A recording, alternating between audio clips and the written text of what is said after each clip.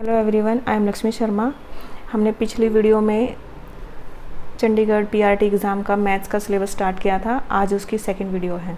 ठीक है, हमने इस फर्स्ट चैप्टर के 6 क्वेश्चन तक सोल्व कर लिया था। अब हमारा 7th क्वेश्चन है। 7th क्वेश्चन है, यदि दो धनात्मक पूर्ण अंकों p तथा q को p को ab² तथा q को a³ b के तौर पर व्यक्त किया जा सकता है, तो a b अभाज्य संख्या है, तो एलसीएम p q है। तो इन दोनों का p और q का एलसीएम क्या होगा? देखिए, इनका एलसीएम क्या होगा। सबसे पहले हम ये लिख लेते हैं, p इक्वल है ab² और q है a³ और b।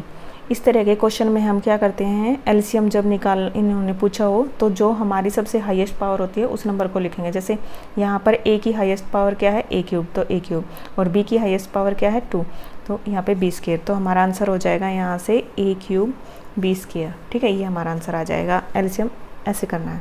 अगर एचसीएफ पूछा जाए आपसे तो जो सबसे लिस्ट पावर होती है वो लेंगे। अगर हम इसका एचसीएफ निकालें तो कैसे निकलेगा, जो लिस्ट पावर है की ये है a, यानी कि a की पावर 1 और b में ये है b, तो हमारा इसका एचसीएफ क्या हो जाएगा a इंटू b।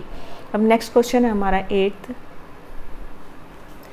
जब एक धनात्मक पूर्ण अंक a को 3 से भाग दिया जाता है तो शेष r का मान है। तो शेष r का मान क्या होगा? देखो, हमारे पास a कोई नंबर है, कुछ भी हो सकता है। ठीक है, अगर उसको हम डिवाइड करें 3 से, मान लेते हैं वो जो आंसर आएगा वो 3q है और जो रिमाइंडर बच रहा हमारा r है। ठीक है, हम a को डिवाइड कर रहे हैं 3 से, तो क्वोशिएंट आ रहा हमारा 3q और फिर प्लस r है क्या है, रिमाइंडर। हमेशा जो रिमाइंडर होता है, जो हमारा डिवीज़र है जिससे हम भाग कर देते हैं, उससे छोटा होता है, यानी कि r लेस देन होगा 3।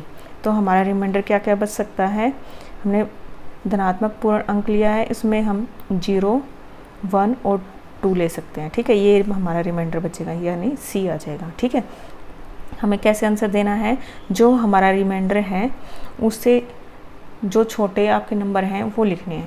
देखो 3 से छोटा लेना है हमने। देखो मैं एक आपको क्वेश्चन सोल्व करके दिखाती हूँ। जैसे आपका है यहाँ पे मैंने 8 ले लिया है, मान लेते हैं a क्या है हमारा 8 है, इसको हम 3 से डिवाइड करेंगे।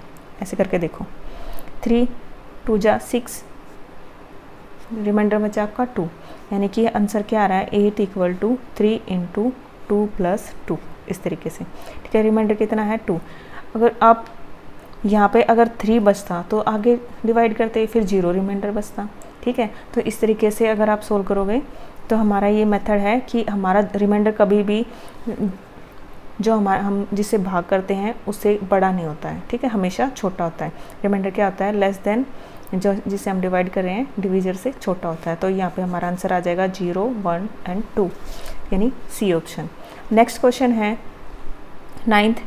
987 बाई 10,500 का होगा, क्या होगा आंसर?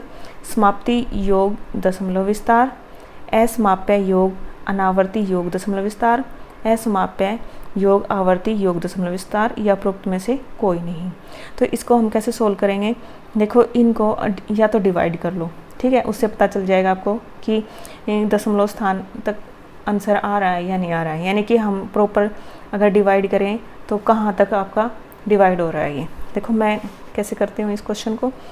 987 बाई, इसको मैं इस तरीके से लिख लेती हूँ, इसको नीचे वाले का फैक्टर कर लेती हूँ, इसको इस तरीके से लिख लेती हूँ। ठीक है, यानी कि अगर हम 105 को 100 से मल्टीप्लाई करें तो यही आ जाएगा ना, तो इसके मैंने फैक्टर कर लिए।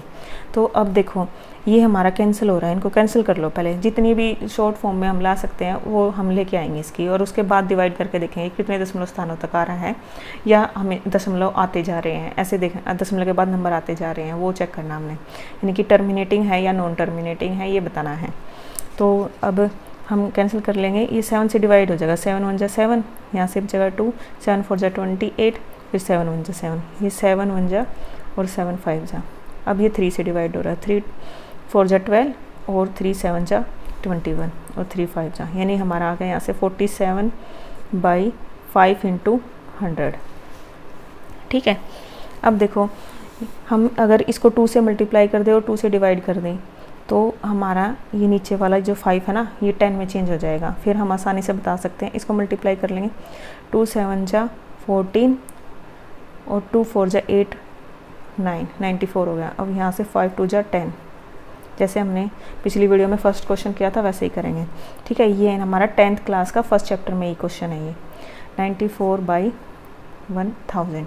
अब हम आसानी से दशमलव पॉइंट बता सकते हैं कहाँ आएगा। देखो जैसे यहाँ पे नीचे 3 जीरो हैं तो 3 के बाद ही दशमलव लगेगा, यानी ये 94 है ना, तो यहाँ पे 1 जीरो लगा के यहाँ दशमलव लगा देंगे, यानी कि दशमलव के बाद डिवाइड करना समाप्त हो रहा है ना। जब इस तरीके से हमारा कोई आंसर आता है ना, तो उसे बोलते हैं हम समाप्ति योग दशमलव विस्तार। ठीक है, समाप्ति योग दशमलव विस्तार। अगर हमारा आंसर कैसा आता, अगर हमारा यहाँ पे ये ना हो के हम अगर डिवाइड करते तो पॉइंट के बाद कुछ ना कुछ नंबर ऐसे आ रहा होता, यानी रिपीट होता रहता, तो होता है हमारा असमाप्य विस्तार। ठीक है, तो इसका आंसर हो जाएगा हमारा ऑप्शन ए, समाप्ति योग दशमलव विस्तार। इस तरह के क्वेश्चन हमेशा ऐसे करते हैं कि जो डिनोमिनेटर है उसको है ना हम 10 के मल्टीपल के फॉर्म में चेंज कर लेते हैं, उससे फिर करने के बाद हम आसानी से बता सकते हैं। अगर कोई नंबर ऐसा है कि देखो नीचे अगर 5 और 2 के मल्टीपल्स होंगे ना तो ही हम कर सकते हैं, अगर उससे अलावा अगर कोई और नंबर होता है तो वो हमेशा हमारा असमाप्य योग अनावर्ती या योग दशमलव विस्तार कुछ ये या ये हो सकता था। ठीक है, अब हमारा नेक्स्ट क्वेश्चन है 10th, एक परिमेय संख्या इसके दशमलव विस्तार में दिस है, तो क्यू के अभाज्य गुणनखंड क्या होंगे जब संख्या को p/q रूप में व्यक्त किया जाता है। ठीक है, देखो इसको हम कैसे लिखेंगे, कैसे सोल्व करेंगे। देखो हमारा नंबर क्या गिवन है, 327.7081। सबसे पहले हम क्या करेंगे, इसका पॉइंट हटा लेंगे। तो पॉइंट हटाने के लिए हम इसको p/q के फॉर्म में चेंज करेंगे ना, तो इसको यहाँ ऐसे लिख लो। कितने के बाद पॉइंट है, 4 के बाद, तो यहाँ पे हम 4 जीरो लगा लेंगे। ठीक है, लिख लिया ऐसे आपने। देखो अब हम 1000 के प्राइम फैक्टर निकालेंगे, यानी अभाज्य गुणनखंड करेंगे। तो उसके लिए हम क्या कर सकते हैं, ऐसे ये ऊपर वाला एज इट इज लिख लेंगे, नीचे वाले को सोल्व करेंगे। देखो यहाँ पे कितनी जीरो हैं, 4 है ना, तो हम इसको ऐसे भी लिख सकते हैं, 4 बार लिख लिया, 10 10 4 बार लिख लिया। अब इसके बाद क्या करेंगे, हम इनके फैक्टर करेंगे, यानी 5 × 2 इसके करेंगे तो 5 × 2, इसके फैक्टर करेंगे 5 × 2, फिर इसके फैक्टर करेंगे तो 5 × 2, इस तरीके से आ जाएगा। तो हमारे जो प्राइम फैक्टर हैं यानी अभाज्य गुणनखंड है वो क्या आ रहे हैं, 5 और 2 आ रहे हैं। क्या आ रहा है, 5 और 2। देखो 5 और 2 5 2 इस तरीके से करेंगे। अगर आप इसको ऐसे करोगे ना तो बहुत ज़्यादा लंबा हो जाएगा, तो आप ऐसे कर लेना। ठीक है, 10 10 के फॉर्म में लिख के फिर उनके प्राइम फैक्टर लिख लेना, इस तरीके से आपका आंसर आ जाएगा। यानी हमारे अभाज्य गुणनखंड क्या होंगे, 5 और 2 होंगे। ठीक है, और वैसे भी जो हमारे 100 के जो या 1000 या ये मल्टीपल्स होते हैं उनका 5 और 2 ही प्राइम फैक्टर होते हैं।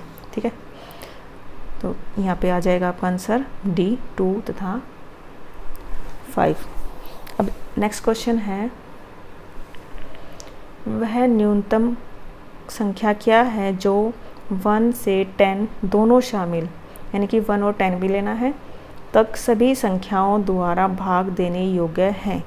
कोई इनमें से कौन सा वो नंबर है जो 1 से लेके 10 तक सभी नंबरों से डिवाइड हो सकता हो। तो हम क्या करेंगे, यहाँ पे हम 1 से लेके 10 तक के नंबर का एलसीएम निकाल लेंगे।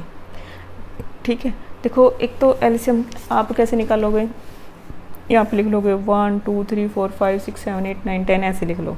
ठीक है, या फिर आप ऐसे भी एलसीएम निकाल सकते हो, ऐसे लिख लो। यहाँ पे 1 का 1 × 1 ही होगा फैक्टर, 2 का लिखोगे तो 1 × 2, 3 का 1 × 3, ठीक है, 4 का 1 × 2 × 2, ठीक है, और इसका 5 का फैक्टर करोगे तो 1 × 5, 6 का फैक्टर करोगे 1 × 3 × 2, और 7 का फैक्टर 1 × 7, ठीक है, और 8 का फैक्टर हो जाएगा हमारा 1 × 2 × 2 × 2, और 9 का फैक्टर हो जाएगा 3 × 3 × 1, और 10 का फैक्टर हो जाएगा 1 × 5 × 2। अब इनका एलसीएम क्या होगा, देखो 1 2 3 4 5 6 7 8 इस तरीके से देखो सब इनके एलसीएम कैसे लिखेंगे हम। देखो 1 तो हर एक में है, 1 लिख लो, जो हर एक में है वो लिख लेंगे पहले तो। देखो 2 हर एक में है, नहीं है, तो हम क्या करेंगे, देखो यहाँ पर 2 इसमें है तो इन दोनों में एक बार काउंट करेंगे, फिर यहाँ इसमें है वो भी एक बार, फिर एक बार, फिर एक बार, यहाँ पे 2 लिख लिया, ठीक है। फिर यहाँ से ये 2 है और यहाँ इन दोनों में से ये 2 हो जाएगा, फिर ये लास्ट वाला 2 बच्चा ये लिख लेंगे, ठीक है। फिर 3 को चेक करेंगे, 3 एक बार 3, ठीक है। फिर ये बचता है, ये भी 3 लिख लेंगे। ऐसे करने में आप कंफ्यूज हो जाओगे और मिस्टेक करने का भी खतरा रहता है, ठीक है। तो आप कैसे करोगे इस क्वेश्चन को, जैसे मैंने ये बताया था। आप इस मेथड से भी कर सकते हो अगर आप इजीली कर सकते हो, पर इसमें हमारा टाइम लग जाएगा और हम कंफ्यूज भी हो जाएंगे, ठीक है। जैसे इनको हम चेक करने में, या इसको ऐसे भी कर सकते हो आप 1 2 9 तक यहाँ पे गिनती लिख लो, 4 5 6 7 8 9 10। अब इसके को डिवाइड कर लो, ठीक है। इस मेथड से भी आप कर सकते हो और इससे भी कर सकते हो। इससे ऐसा है कि आप कंफ्यूज भी हो सकते हो, इससे करने में कंफ्यूज नहीं हो गए, ठीक है। यहाँ से हम पहले 2 से डिवाइड करेंगे, ये डिवाइड हो जाएगा, यहाँ 2 2 जा 5, 2 3 जा 6, 7, 2 4 जा 8, 9 और 2 5 जा 10। जो डिवाइड होता है उसको डिवाइड करेंगे, बाकी को एज इट इज़ लिख लेंगे। अब फिर से 2 से डिवाइड होने वाले नंबर 2 बार हैं तो फिर से 2 से, जब तक 2 बार हमारा या 2 से ज़्यादा बार कोई नंबर डिवाइड हो रहा है तब तक उसी नंबर से डिवाइड करते रहेंगे। यहाँ पे 1 1 3, 2 1 जा 2, 5 as it is, 3 as it is, 7 भी और 2 2 जा, फिर ये 9 और 5, ठीक है। अब बस 2 एक बार ही है तो अब हम 2 से डिवाइड नहीं करेंगे, अब 3 से डिवाइड करेंगे। 3 1 1 3 1 जा 3, फिर 1, फिर 5 3 1 जा 3, 7 2 3 3 जा 9। अब 3 एक ही बार है तो हम अब 3 से नहीं डिवाइड करेंगे, 5 से डिवाइड करेंगे, क्योंकि अब हमारे पास 5 नंबर है। यहाँ पे 1 1 1 एज इट इज़, 5 1 जा 5, फिर 1 7 as it is, 2 as it is, 3 और यहाँ पे 1। अब देखो सारे नंबर एक एक बार हैं तो अब हमें डिवाइड करने की ज़रूरत नहीं है, अब हम इनको मल्टीप्लाई में लिख लेंगे। यहाँ पे मल्टीप्लाई करोगे तो 2 2 जा 4, 4 3 जा 12, 12 5 जा 60, 67 जा 420 और 2 जा 8 40। फिर 3 से मल्टीप्लाई करोगे तो यहाँ आ जाएगा आपका 0, 2 4 जा 12 और यहाँ से 25, यानी कि 2520 आपका यहाँ से आंसर हो जाएगा डी, ठीक है। अब नेक्स्ट क्वेश्चन है 12th, n² -1 8 द्वारा भाग देने योग्य है यदि n है। n क्या होगा, देखो एक पूर्णांक होगा या एक प्राकृतिक संख्या है या एक से बड़ा एक कोई विषम पूर्णांक है या एक सम पूर्णांक है। देखो एक पूर्ण अंक, देखो एक पूर्णांक का मतलब कोई भी पूर्णांक हो सकता है, जैसे 1 2 3 4 5 नहीं हो सका, ये आंसर नहीं होगा। क्यों, देखो अगर हम n की जगह 1 रखेंगे, 1 का स्क्वायर 1 0 हो जाएगा, ये तो 0 तो भाग हो जाएगा 8 से, ठीक है। अगर हम यहाँ पे 2 लिख लेते हैं, ठीक है, 2 का स्क्वायर 2 4, 4 - 1 3, तो ये हमारा 8 से डिवाइड नहीं होगा, ठीक है। और हमने लेना क्या है, 8 द्वारा भाग देने योग्य है, वो नंबर लेना है जो 8 द्वारा भाग देने योग्य होगा। तो 2 नहीं होगा। अगर हम 3 लेंगे, 3 का स्क्वायर 9, ठीक है, 9 - 1 करेंगे तो यहाँ पे 8 आ जाएगा, 8 क्या होगा, डिवाइड होगा। अगर हम यहाँ पे 4 लेंगे, 4 का स्क्वायर 16 और 16 में से 1 माइनस करेंगे तो क्या आंसर आएगा, 15। 15 8 से डिवाइड हो रहा है, नहीं हो रहा, तो हम ये नहीं ले सकते, ठीक है, यानी कि ये नहीं आएगा क्योंकि एक बार हमारा डिवाइड हो रहा है, एक बार नहीं हो रहा, तो हम पूर्णांक नहीं लिख सकते इसकी जगह। एक प्राकृतिक संख्या, तो प्राकृतिक संख्या भी नहीं लिख सकते, क्योंकि देखो पूर्णांक और एक प्राकृतिक संख्या होती क्या है, प्राकृतिक यानी नेचुरल नंबर, 0 1 2 3 4 5 सभी में से किसी को भी लिख सकते हैं, नहीं लिख सकते, क्योंकि अभी हमने चेक किया था पूर्णांक और प्राकृतिक अंक, कुछ अंक हमारे सेम होते हैं। एक बड़े से बड़ा विषम पूर्णांक, देखो एक सम पूर्णांक भी नहीं हो सकता, क्योंकि देखो अभी हमने यहाँ जब पूर्णांक चेक किए थे, एक प्राकृतिक संख्या चेक कर रहे थे, तो जब भी हम सम नंबर ले रहे थे तो वो डिवाइड नहीं हो रहा था। जैसे हमने सम नंबर क्या है, इवन नंबर 2 है, 2 का स्क्वायर 2 किया और -1 कर रहे हैं, ठीक है, तो 2 का स्क्वायर 2 हमारा 4 है, 4 में से 1 कर रहे हैं तो डिवाइड नहीं हो रहा। अगर हम यहाँ पे 4 लिख रहे हैं, 4 का स्क्वायर 4 का स्क्वायर 2 करेंगे तो 8 आ जाए, 4 4 जा 16 आएगा, 16 में से 1 माइनस करेंगे तो 15 होगा, 15 जो कि हमारा 8 से डिवाइड नहीं हो रहा, तो हम यहाँ पे इवन नंबर नहीं ले सकते, ठीक है, ये भी नहीं होगा। और एक से एक बड़ा विषम पूर्णांक लिखेंगे तो देखो अगर हम यहाँ 3 ले रहे हैं, 3 का स्क्वायर करेंगे 9, 9 में से 1 माइनस करेंगे तो 8 आएगा, 8 से डिवाइड हो रहा है, ठीक है। अगर यहाँ पे हम 5 लें, 5 का स्क्वायर 25, 25 में से 1 माइनस करेंगे 24 आ जाएगा, 24 हमारा 8 से डिवाइड हो रहा है, ठीक है। तो ये आंसर आ जाएगा 1 से बड़ा एक विषम पूर्णांक, इसका आंसर हो जाएगा। लास्ट क्वेश्चन है आज का, यदि n एक परिमेय संख्या है तो 5⁻2n माइनस 2⁻2n किस द्वारा भाग देने योग्य है? इसका आंसर होगा 3 और 7। कैसे? देखो हमारा यहाँ पे नंबर क्या है, 5⁻2n और माइनस 2⁻2n। देखो अगर हम यहाँ पे n की जगह 1 लिख ले तो ये बन जाएगा 5⁻2 और 2⁻2। तो ये बन रहा है हमारा a square minus b square. तो a square minus b square के फैक्टर क्या होते हैं, a माइनस b और a प्लस b, यानी कि ये इससे भी डिवाइड हो सकता है और ये इससे भी डिवाइड हो सकता है, ठीक है। यानी कि a माइनस b मतलब 5 माइनस 2 यानी 3 और 5 प्लस 2 7, यानी 3 से भी और 7 से भी दोनों से डिवाइड हो रहा है। और हमारा जनरल आंसर क्या होता है, वैसे ये एक हमारा